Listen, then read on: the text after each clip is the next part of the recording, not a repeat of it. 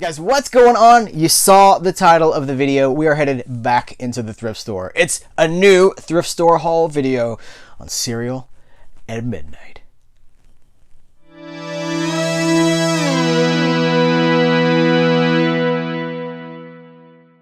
Guys, welcome to Serial at Midnight, the official YouTube channel of serialatmidnight.com. My name is Heath, and I'm glad you're here because, as promised, we are back in a thrift store. Now, full disclosure, this is not one thrift store visit haul. This is, I think, 3 that I have. I've been saving the stuff that I've bought from the thrift stores for this video, but this is from like the past 3, not even the past 3, because I've made some dry runs too. So I've cobbled this together from about 3 visits, and I've recorded footage in 2 of the thrift stores. So I'm going to cut to Heath of Earth 2, the retro Heath of the past, who was in these thrift stores filming, to look at some of these crazy things that showed up, and then we will cut back to the here and the now for the haul itself. So take it away, past Heath. Thanks, Heath of the future. We're standing outside the America's thrift store to see what bargains we can find. As we go through the doors, we find these boy band CDs. This one's upside down, and I want it that way. These boy band CDs and girl, just general teen pop. If only there were some Britney Spears in here.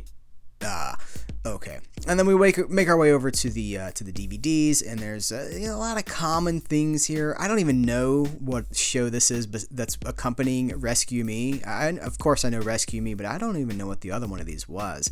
There's a few things in here, like they have the final performance of Rent on DVD.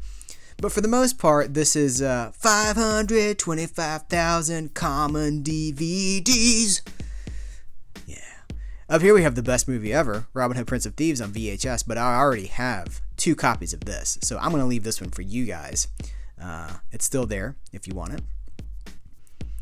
And down here, they have some cool VHS tapes. They've got the Maltese Falcon, but, there's really no need for that on VHS. It's not particularly of its era. You'd want that on DVD. Johnny Carson, I have started collecting Johnny Carson, but on DVD, not on VHS. We have the family edit of Space Camp. Check out the Serial at Midnight U.S. Space and Rocket Center video. And then the Spider-Man 90s cartoon on VHS that is apparently never, ever, ever coming to DVD. And then here's the book section. There's actually some really cool things in here. There's a Star Wars book from one of those bloated series. This is not my copy of Ready Player One. I did not donate my copy, but someone else did, and that's not the kind of thing I expect to find at a thrift shop. These are Alias novels.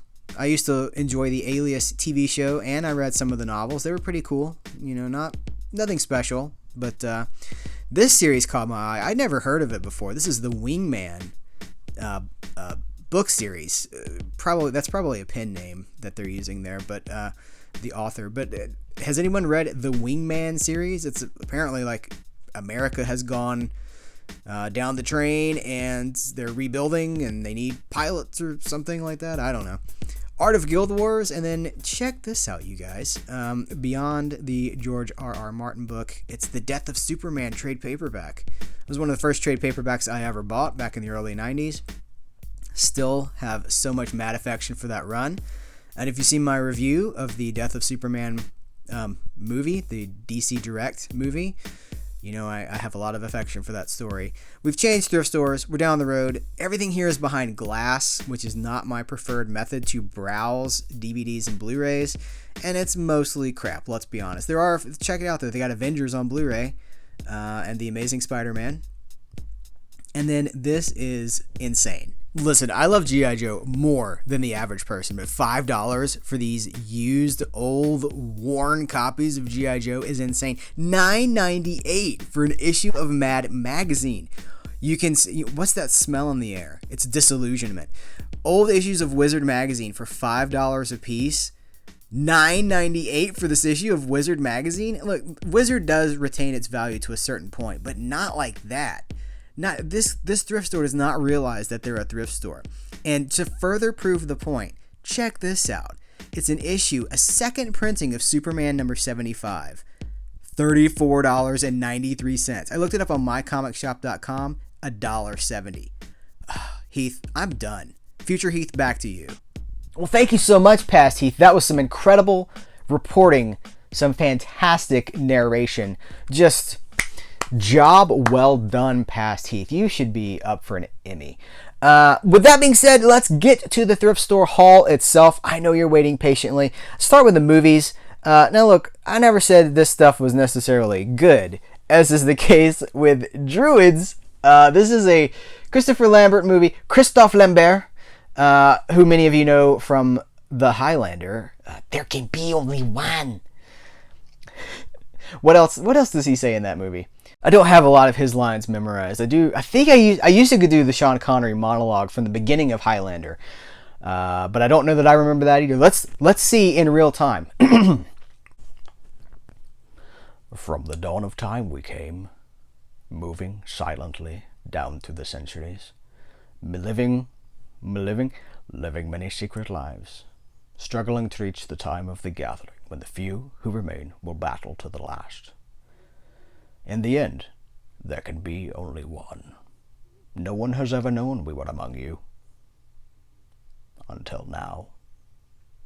I don't know if that's right, but that's what I got. That's off the top of the dome, y'all. I probably missed something there. But anyway, Druid. We're here to talk about Druids, not Sean Connery Highlander impressions. But I used to have this movie, like, when did this come out? 2001? I think I bought it. I think I tried to watch it. Maybe threw it across the room in anger. But it's one of those things now where, as a fan is the wrong word. As someone who watches the career of Christophe Lambert with Schadenfreude, with this weird curiosity, this is a movie that you kind of have to have. So it was, like maybe $1. So I picked it up. Yeah, it was $1. I picked it up. And so if you've seen Druids, or whatever the name of this was in other markets, I think it was only called Druids in America. But it did have this very Vercingetorix. That sounded like Peter Lorre. Vercingetorix. Rick, don't buy the DVD, Rick. Okay. I picked up the first season of Boston Legal. I love Boston Legal. This was a great show in the early 2000s, early to mid 2000s. James Spader, who is now crushing it on The Blacklist. William Shatner, who, my captain. Oh, Captain, my captain. William Shatner is my Star Trek captain. I'm a TOS fan, devotee of the original series. This was a legal drama, but it was very quickly, like, I feel like it was almost a comedy. The egos of these two guys could fill a room, and they basically did on this show. So, kind of a legal show for people that don't necessarily like legal shows. This is the only season of this that I have. I've always meant to pick this up because I did watch this on telly back in the day, and I enjoyed it, but I never bought them. And so this was $4. That's high, guys. That's big spending at a thrift store these days. This is interesting. I picked up Melody Time. This is one of those Disney movies that we're still waiting to get a Blu-ray release. Make Mine Music and Melody Time apparently are never coming to Blu-ray because Disney would release. They were doing like the Diamond Collection, the Platinum Collection. They're doing all these collections and the anniversary collections and things. And then it got to the time where there's only like 5 left. Surely they'll release these. Saludos Amigos and the Three Caballeros was another couple of movies that were like, we'll apparently never see them on Blu-ray. And then they did release Saludos Amigos and Three Caballeros to the Disney Movie Club. And all of us Disney fans were like, well, it's just a matter of time before Melody Time and Make Mine Music. Still waiting. So I picked this up for $1, and that satisfies this for now. At least I can watch it. I actually have these movies on VHS. Which is fine, but obviously I'd rather have the DVD. I do think that the VHS has the closest version of the theatrical print of these.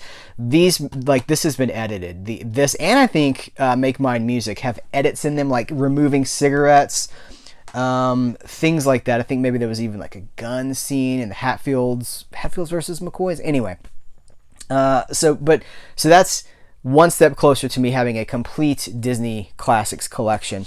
I picked up David Gray, Live at the Point. David Gray, I like a lot. I'm not like a diehard David Gray fan or anything, but I do like White Ladder. I like, there was one that came out after White Ladder that I really liked too. David Gray, very, I don't know, kind of at the time it reminded me of that when Coldplay was kind of melancholy and moody, and they're really not anymore. Now they're like dance music, which is weird, by the way. I don't know what happened to Coldplay. Coldplay is a band that when they put out the first album, I was like, well, this is fantastic. This is what Radiohead used to sound like before they were taken over by machines. And then Coldplay just never sounded that way again. And this kind of has that same melancholy, that same acoustic piano sense of that European ennui. For lack of a better expression, that I mean, it really does. Like, it's just this like sad, gloomy kind of music that sometimes you're just in the mood for. And so this was $1. Picked it up. Cool concert film. Haven't watched it yet, which is going to be the story of my life on some of these. This I picked up Serendipity, which is a movie with John Cusack and Kate Beckinsale that I do really like. I saw this in the theater when it came out. I think I was in love with Kate Beckinsale at the time. Maybe she'd done one of the Underworld movies at that point. I don't remember. But Kate Beckinsale was just the cutest thing in the world to me. And everybody loves John Cusack, right? Speaking of ennui, there's a certain brand of Cusackian ennui that he brings to all of his movies. And he's getting kind of hard for me to watch now because he keeps making these way big departure movies. Although I will say he was very good in Love and Mercy, Brian Wilson biopic. Some people call them biopics. I think it's biopic, right? Do you say biopic or biopics? Biopics sounds like something medical. But anyway, as you can see on here, it's still sealed. It's in its original wrapper, and it was $2.98, which is honestly, again, that's high for a thrift store. But it was sealed. I don't have the movie, and I like it. So I was like, you know what? I'll drop $3 for some Cusackian ennui, for some romance between Kate Beckinsale and John Cusack. Now, the next 3 items are of a piece, and there's a story, kind of a story. I picked up, let me make sure I show them to you in order. I picked up The Bob Newhart Show Season 3. I've already got them out of order. Bob Newhart series, The Bob Newhart Show Season 2, Season 3, and Season 4. These are complete seasons of the Bob Newhart Show. Bob Newhart, I don't know what you guys think about Bob Newhart now, if you even know who he is, but in the 60s and the 70s, Bob Newhart was hilarious. This very laid-back kind of comedy. It was very dry, but very subversive, very kind of silly. He was a frequent guest on the Dean Martin Show, and if you know how I feel about the Dean Martin Show. But the Bob Newhart Show was like his first big household. Like, that's what really sent him to stardom. He went from being just like the comedian guest to having his own show with the Bob Newhart Show. And so these are all they were get this, they were $1.99, okay, which is a great deal for a season of a show. And then I get to the checkout, and I don't know if it was a color code day thing or what, but they were 70% off of that. So anyway, they ended up being 59 cents per season. So here's the thing. There's 6 seasons of this show. This is half of them. I was able to find the first season on eBay just like days ago for $5.99 shipped, which when you've paid 59 cents for a season seems like $100 or something. So now I will have the first 4 seasons, leaving me with season 5 and season 6 still to buy. And it's interesting because these were put out by 20th Century Fox, but they only put out the first 4 seasons. And then Shout Factory picked up the distributor license for these, and they put out their own Volume 5 and Volume 6. It's not a Fox release, it's a Shout Factory release, and then a complete series release. But the thing is, those releases are very expensive because it's Shout Factory, and Shout Factory prices their stuff higher than they should. So I don't know when 5 and 6 will be coming into the Serial at Midnight Studios, but hopefully soon, because I would like to complete that collection and watch the show, honestly. At least when season 1 comes, I can get started on actually watching it. And then, okay, I might lose some of you guys here, but don't run. Okay, so there's a few things here that were for Bree, from Mrs. Midnight, at Bree Midnight on Twitter. Bree's a huge Hanson fan, And we'll talk more about it, but so I found this. This is a VHS tape of a Hanson concert. Now, the DVD for this is, I mean, it's all long out of print, but the DVD version of this is like starts at like $160 or something like that. So I found this VHS version. I was like, Bree, look. And I think it was a quarter, maybe. And so it's in great shape. Here's a tip for when you buy VHS tapes. If you guys are looking for VHS tapes, if you're out shopping for the video cassettes, always check, pop this little tab open and check the tape itself. Also look in the little windows and make sure that you don't see any mold, because VHS tapes are notorious for molding. People put them in their attics or their garages and they get damp, and as years pass and they get super moldy. Always check for mold on your VHS tapes. On that note, the same thrift store had this, which is a single of, I don't know, I Will Come to You. I don't know this song. Hanson's not my thing. Having said that, I respect the heck out of Hanson, because they've been doing this for seriously, like over 20 years, like 25 years or something like that. They had, see, if you only know Hanson from MMMBop, that got them famous, I guess. But then they have continued to make music. They put out a killer Christmas album a couple of Christmases ago.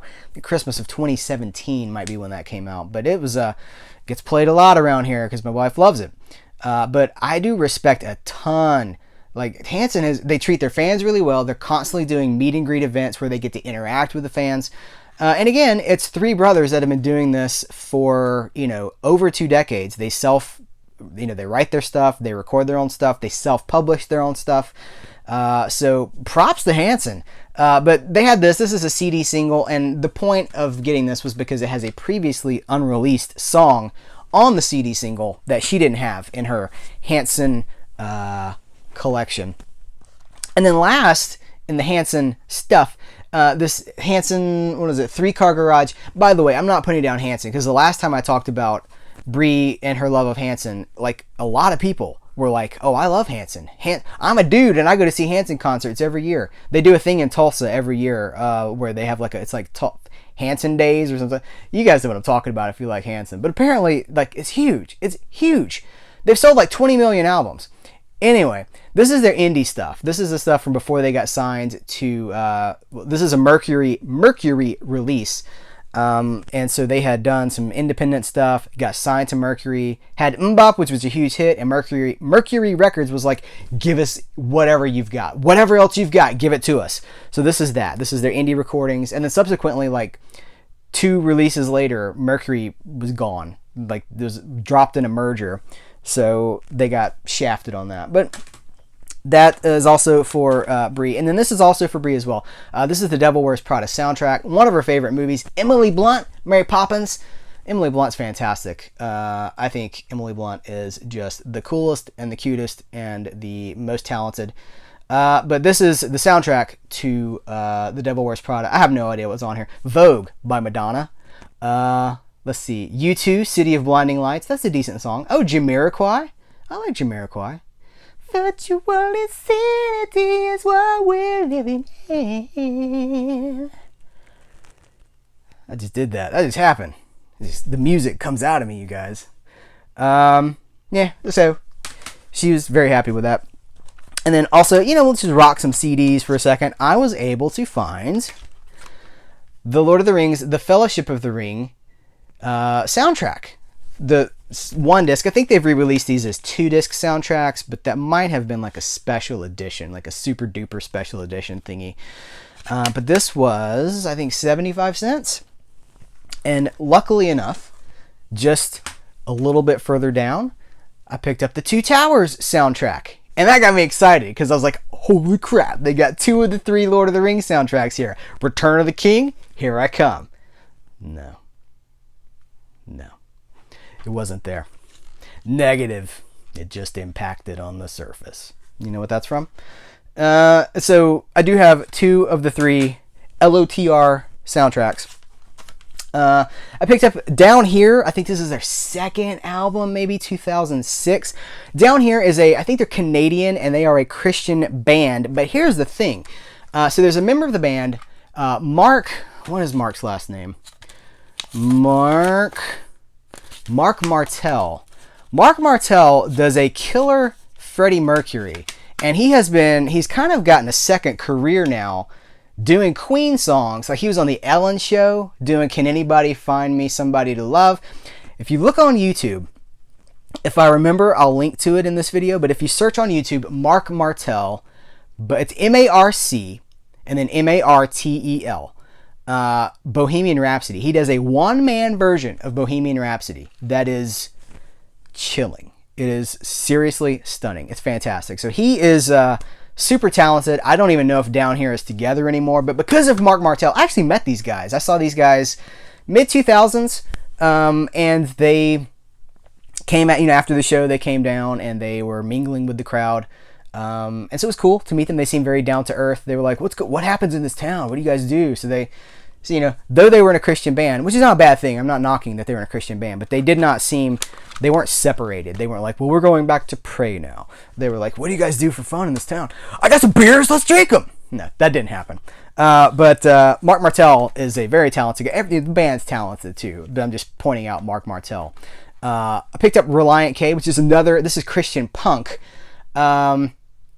And I used to listen to this too. You guys know, if you've been paying attention to the channel for a long time, I came from a very conservative Christian household. So some of this stuff still has a soft place in my heart. But Reliant K is one of those bands that I felt like, I think they had good crossover success too. I think Reliant K actually had some radio hits outside of their market. And so this is an album from 2001. And I'm happy to have that. Now, this is weird. Okay, so I live in Alabama, and there's an Alabama band that has achieved national success called St. Paul and the Broken Bones. And the thing, they come fairly often to my town and to other towns in Alabama because we're home base for them. They're always doing record store meet and greets and things like that. But one thing that you don't expect to see in a thrift store is a St. Paul and the Broken Bones CD autographed by apparently the entire band. And then I drop it on the floor because why not? We have 1, 2, 3, 4, 5, 6 signatures, and there are 1, 2, 3, 4, 5, 6. Oh, there's 7 people in the band. Who didn't sign this? Maybe there's 7. Maybe 1, 2, 3, 4, 5, 6. Maybe there's 7. I'm trying to decide if this is a signature or not. It's basically just one letter, but that might be how somebody rolls. So, I'm not huge into St. Paul and the Broken Bones, but this was 75 cents. And I was like, well, that is too cool to pass up. So I'm not sure what I'm going to do with this yet. But too cool, right? And just kind of bizarre. That's just a weird thing to find at a thrift store. Why would someone, hey, you never know what happens at a thrift store. Maybe someone passed and their family didn't know what to do with their belongings, so they just donated it. Maybe whoever donated it didn't realize that it was autographed. You never know. But then we have books now. The rest of this is going to be books. And this is a really cool find for me. This is Buck Rogers in the 25th century. Well, it doesn't say that actually, but this is a spinoff from the Buck Rogers TV series, the 70s TV series that came out after Battlestar Galactica, right? Because they reused a lot of the sets from BSG. I think that's right. It might be vice versa, but I think that's right. But it's all chasing Star Wars. It was basically studios being like, Star Wars just made a ton of money. What do we have? We can make money off of Star Wars. That's how Star Trek the Motion Picture got greenlit. But this is the second tie-in book. There were a total of 2 Buck Rogers novels. This is one of them. And this is actually the more unique of the 2 because the first novel was basically an adaptation of, I think, the pilot. But this is an adaptation of an unfilmed episode. So this is like the Buck Rogers that never was. Very cool. What's the printing date on this thing? 1979. It's got the green page, the green whatever. That's super cool to me. I love stuff from the 60s and the 70s. On that note, I also love stuff from the golden age of Hollywood, and I was so stoked. I was stoked, bro. I was stoked to find this Cary Grant biography. It's called Cary Grant, a biography by Mark Elliott. I read some reviews when I got home from the thrift store to see, first of all, I think it'll be fantastic, but just to see what the scuttlebutt was on this. And the reviews were kind of negative because people were like, well, it's kind of it's too much detail. It's got too many lurid stories. Isn't that kind of why we read biography, like autobiographies or biographies? We kind of want the details, like the inside details. So I was just flipping through here, and these are not actual Polaroids. These appear to be printed from a home printer, and they're exactly the same. It's the same picture, but someone really liked Cary Grant, and then they're just stuck in here. I wonder if there's anything else stuck in here. There might be something stuck in here that I don't want. No, I don't see anything else. That's kind of cool. Hey, there's a Discovery live on YouTube. Also retro. I picked up Ann-Margret's biography. Ann-Margret, at the time of like Viva Las Vegas, I think they put her in Viva Las Vegas with Elvis because they had dubbed her the female Elvis. Super sexy, super like a bombshell, just on fire, just total, like she could sing, she could dance, she could act. She was like the total package. One of the 60s queens. This has actually sent me down a rabbit hole for trying to find some more Ann-Margret? That's something completely different. Some more Ann-Margret. Like I want to get Bye Bye Birdie, and I've discovered that Bye Bye Birdie is only on DVD in America. Because why would America, the country that made these movies in the golden age of Hollywood in the 50s and the 60s, why would we have our own movies on Blu-ray? No. Apparently not a market for them. So there's a Spanish Blu-ray of Bye Bye Birdie that is region free. And I'll be importing that. I think it's region free, but I'll be importing that. But in the meantime, I'm kind of hoping for some lurid details in here too. Like what was it like working with Elvis? Did they, were they friends? Did they hang out together? Did they do things with each other? It's kind of interesting to me. Two more things and then I'll let you get out of here. I picked up Star Wars Knights of the Old Republic Revan. This almost looks like a book club edition, but here's the thing. It had a very old, worn Barnes & Noble price tag on it, like a clearance price tag on it. So I don't think it is a book club edition unless Barnes & Noble bought some book club editions for something. But I've actually never read this. I've played both Knights of the Old Republic games for Xbox back in the day. I thought they were fantastic. And, I never was like, well, I need to know a whole lot more about Darth Revan. But I love the Knights of the Old Republic stuff, and this is, of course, now deemed as, what do they call it? Legends, Star Wars Legends. But here's the thing. None of it's real. So you take what you want, and you move on. For me, this stuff, I always complained about the Star Wars Expanded Universe, because, I loved it back in the day. I was an early adopter of the Star Wars Expanded Universe. I started with Heir to the Empire when it came out. I did a book report in high school, about Heir to the Empire. So I was there from day one for the Expanded Universe. We could go back to Splinter of a Mind's Eye, which I also read. But it got so bloated and so convoluted. And like with Star Trek Expanded Universe books, they don't have to be important. Star Trek, you just have another adventure. And Kirk got jiggy with this alien lady. Got jiggy straight to you from 1998. Kirk did this thing with this alien lady, and then they solved this problem, and then they went off on their way on the Enterprise. And it doesn't really matter because Star Trek was built to be serialized and to be episodic. That's the word I'm looking for. But Star Wars was never lined up that way. Star Wars was always supposed to be like, well, everything that happens is part of the Skywalker saga. And so those books got bloated down really quickly. You know what? Let's save this conversation for an actual Star Wars book video, because I seriously have over 100, well over 100. I've read almost all of the Star Wars Expanded Universe books. But anyway, so this will be joining the collection to be continued. And then the last thing is the coolest book. This is Terry Brooks' Sword of Shannara, the original Terry Brooks. That's the book that made him famous, which I used to, full disclosure, I used to say, because I feel like Sword of Shannara, well, every fantasy book owes to J.R.R. Tolkien and Lord of the Rings, but I felt like Sword of Shannara was so cut from that cloth of Lord of the Rings that I used to call it the Sword of the Rings. So you can use that if you want, but I do like the book. I recognize what it is, but I do like the book. I've read this several times. I know I've read it at least twice. But this is the annotated Sword of Shannara. So this is going to have all these annotations about from Terry Brooks and from other people about how, and as I'm flipping through it, there are no annotations. Okay, here's an annotation. So it's going to tell us, okay, like background, like the Hall of Kings, Paranor is one of the more mysterious places in the Four Lands, and they tell us a little bit about this place.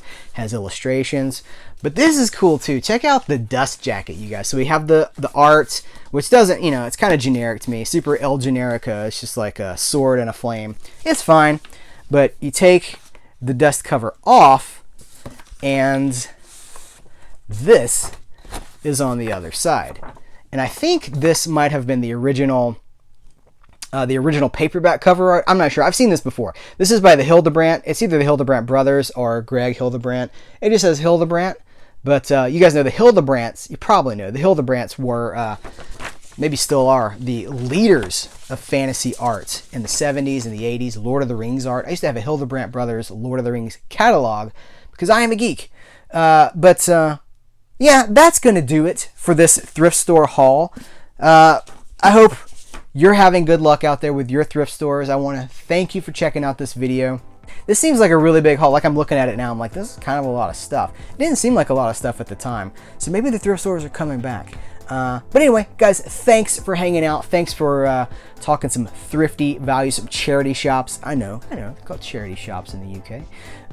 But guys, thank you so much. I do appreciate you. And until next time, I will catch you